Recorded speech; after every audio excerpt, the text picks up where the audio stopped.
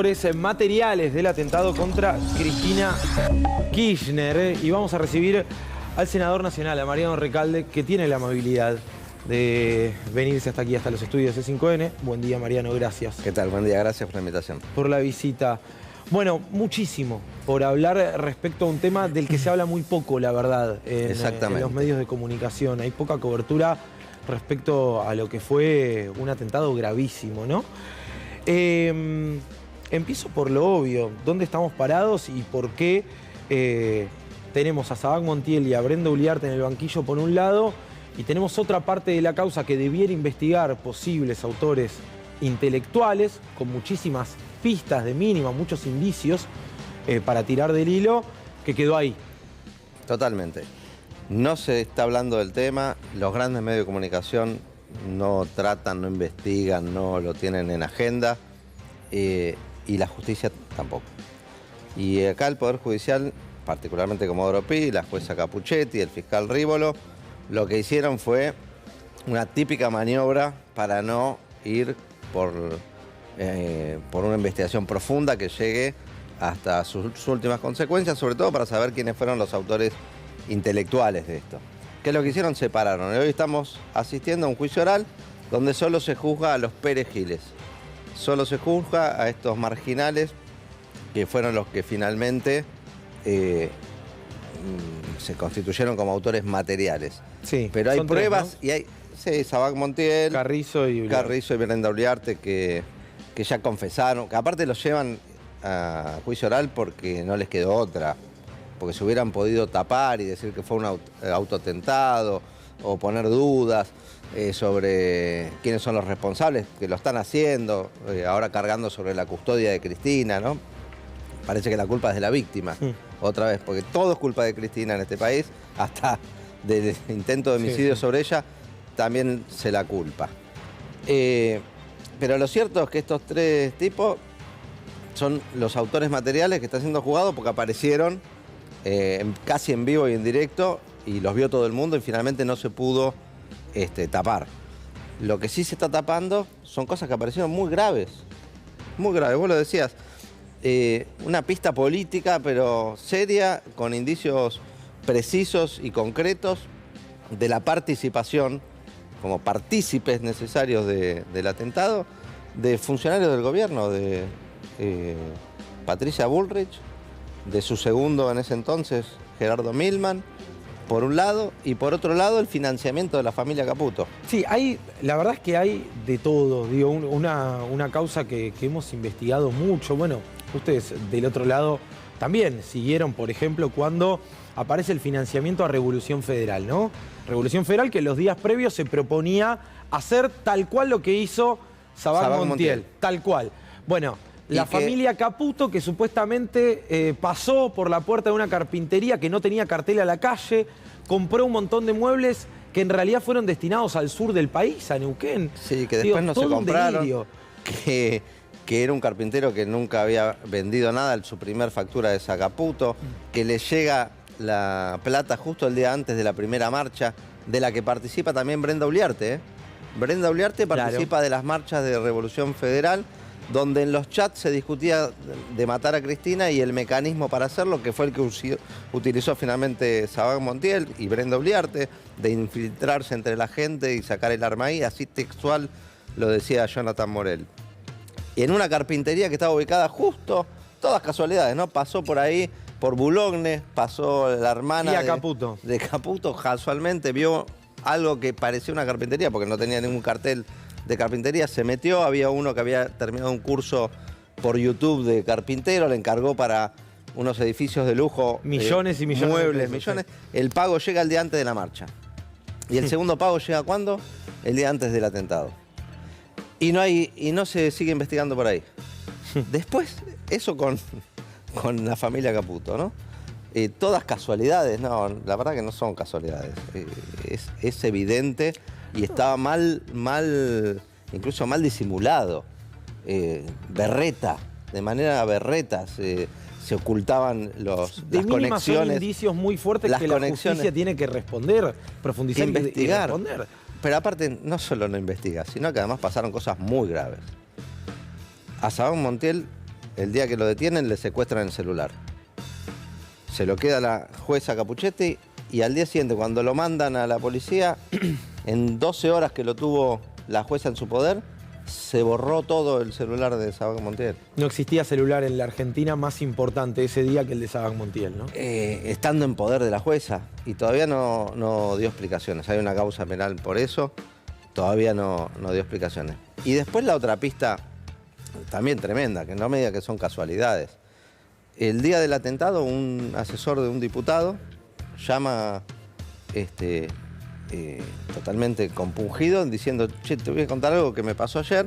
Estaba en Bar Casablanca, en la esquina del Congreso, y sentado al lado de Gerardo Milman, que era diputado, que estaba con sus 2 secretarias, hablando, y me quedé escuchando. Y en un momento dice: cuando la maten, yo voy a estar camino a la costa.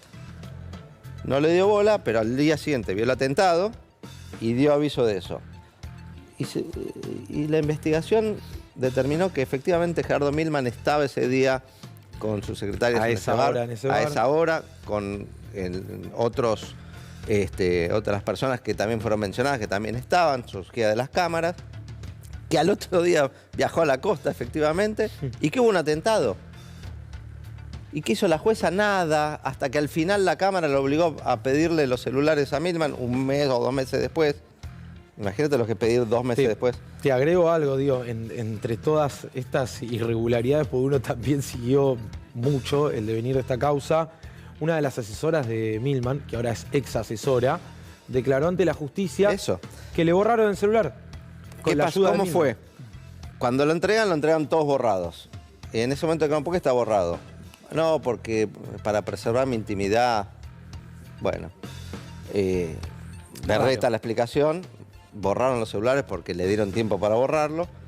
Pero en el medio, una de las secretarias se quiebra y pide declarar. Y va a declarar y cuenta que en realidad no lo borró ella, como había dicho, sino que la llevaron ¿a dónde? A la fundación de Patricia Bullrich, a reunirse con un perito informático. ¿Qué perito informático? El que fue el perito electoral informático en las elecciones, en las últimas elecciones, y que hoy es funcionario del Ministerio de Seguridad que conduce Patricia Bullrich. En la fundación de Bullrich se borraron los celulares. Entonces, la ministra de Seguridad de la Nación, que para mi ley era una persona que ponía bombas en los jardines de infantes, y que ahora hace ciberpatrullaje, es la encargada de que todos estemos tranquilos y seguros. Mientras que la Justicia Federal de Comodoro Pi mira para otro lado. Entonces, es muy grave lo que está pasando. Es muy grave en términos democráticos, en términos institucionales, y que no se esté hablando mientras transcurre además un juicio oral, salvo muy honrosas excepciones, es realmente trágico para la Argentina. Sí, con la cantidad de cuestiones que estamos enumerando, ¿no? Digo, hablamos del financiamiento de una posible... Digo posible porque es deber de la justicia, debiera ser la tarea de la justicia profundizar y respondernos. Pero en todos y cada uno de los ejes, de los hilos, de los que había que tirar, se hizo todo lo posible para que no hubiera respuesta. Esconderlo lo más posible. Hubo una política de encubrimiento, clara y concreta, de encubrimiento, para que haya impunidad respecto de los poderosos que estuvieron detrás de este atentado, que es realmente un quiebre del sistema democrático, de la vida democrática en estos ya más de 40 años. ¿Y vos creés que esto se corta en Sabac Montiel, Uliarte y Carrizo en cuanto a las consecuencias judiciales? Lamentablemente creo que va a pasar eso. La causa por los posibles autores intelectuales va a quedar cajoneada. Lamentablemente creo, y hay que pelear para que no sea así. Y lo otro importante destacar es que este pacto democrático de no utilizar la violencia como herramienta política, nosotros no lo vamos a romper, ni lo rompimos. Y Cristina en esto fue muy concreta. El día después del atentado, que había una movilización enorme, que podía haber pasado cualquier cosa, ella pedir por favor que fuera pacífica y no hubiera ningún quilombo. Sí. Y no hubo nada. Totalmente. ¿Marcos? Sí, te escuchaba, Mariano, y veía continuidades que vos marcabas, incluso entre algunos personajes, digo, que forman parte de esta trama. Gerardo Milman, Patricia Bullrich, algunos asesores o trabajadores que estaban y hoy son parte del gobierno en alguna área técnica. ¿Qué continuidad encontrás entre el intento de magnicidio a Cristina Kirchner y las políticas represivas del gobierno hoy? No, total. Un elemento más que me había olvidado, que hay que mencionarlo también. Mirá qué casualidad. Gerardo Milman, un mes antes del atentado, había presentado un pedido de informes en la Cámara de Diputados, que es público, pidiendo información sobre la custodia de Cristina, Sí. con la hipótesis de que podía haber un falso atentado para victimizarse y demás. Ya hasta queriendo condicionar la interpretación que iba a haber después de un atentado que él sabía que iba a ocurrir. Yo no tengo la menor duda que Gerardo Milman sabía que iba a haber un atentado. Y vos me preguntabas la relación, y sí, íntimamente vinculado. Todo esto lo hacen, todo esto existe porque hay un proyecto político, económico que quieren implementar y que tiene como contrapartida a Cristina, al pueblo organizado, a las organizaciones sindicales, todo lo que combate este Ministerio de Seguridad. En vez de combatir delincuentes, en vez de buscar o investigar a los autores intelectuales, ¿cómo lo investigar si son ellos mismos, no? De un atentado tan grave para la democracia, hacen ciberpatrullaje, destinan cientos de miles, 100.000 precisamente millones de pesos para fondos reservados para los servicios de inteligencia, mientras le dicen que no hay plata a los comedores escolares, a las personas que necesitan medicamentos oncológicos y se están muriendo, a las universidades, a las escuelas. No hay plata para los jubilados, no hay plata. 100.000 millones de pesos para operaciones de los servicios de inteligencia sin rendir fondos. La verdad que esto es el combo del gobierno de Milei, conducido por funcionarios macristas como Caputo y Bullrich. Mariano, muchísimas gracias. No, gracias por la invitación. Tenemos alerta, noticia de último momento.